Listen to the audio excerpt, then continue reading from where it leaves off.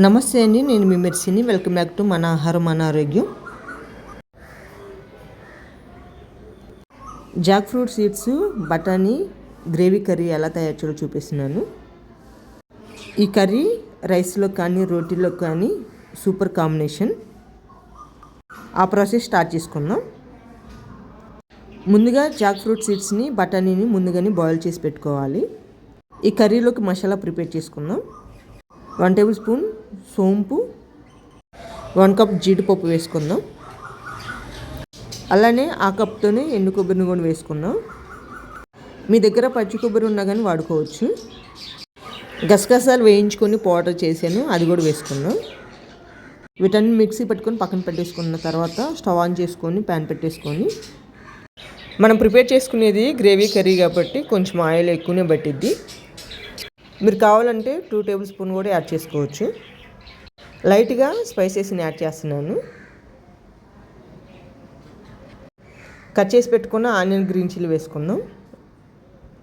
మీకు గ్రేవీ ఎక్కువ కావాలంటే ఈ ఆనియన్స్ కూడా మిక్సీ పట్టుకోవచ్చు.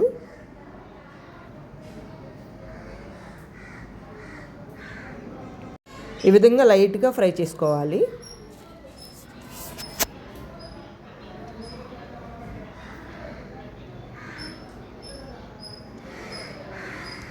వన్ టేబుల్ స్పూన్ అల్లం వెల్లుల్లి పేస్ట్ వేసుకుందాం.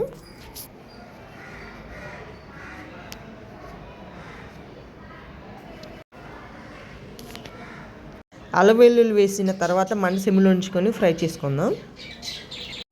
ఇప్పుడు కొంచెము పసుపు, టేస్ట్ సరిపడా రెడ్ చిల్లీ పౌడర్, టేస్ట్ సరిపడా సాల్ట్ వేసుకుందాం.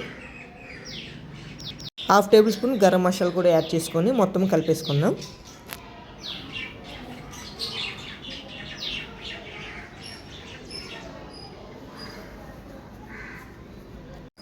ముందుగా కట్ చేసి పెట్టుకున్న 2 టమాటోస్ కూడా వేసుకుందాం.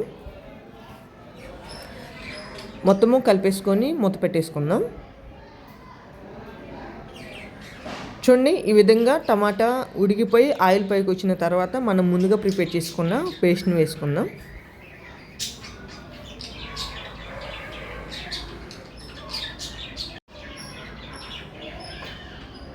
మొత్తం ఒకసారి కలిపేసుకొని ప్రిపేర్ చేసుకున్న జాక్ ఫ్రూట్ సీడ్స్ బఠానీని కూడా వేసుకుందాం.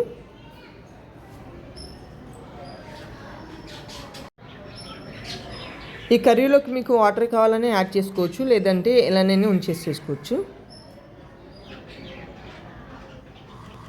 ఇలా కలిపేసుకొని ఒక 5 నిమిషాలు మూత పెట్టేసుకుంటే మన గ్రేవీ కర్రీ రెడీ అయిద్దండి. జాక్ ఫ్రూట్స్ సీడ్స్ని వేస్ట్ చేయకుండా ఇలా ఒకసారి ట్రై చేయండి. మన ఛానల్ చూసి ఇంకా మన ఛానల్ సబ్స్క్రైబ్ చేసుకోకపోతే ప్లీజ్ సబ్స్క్రైబ్ చేసుకోండి.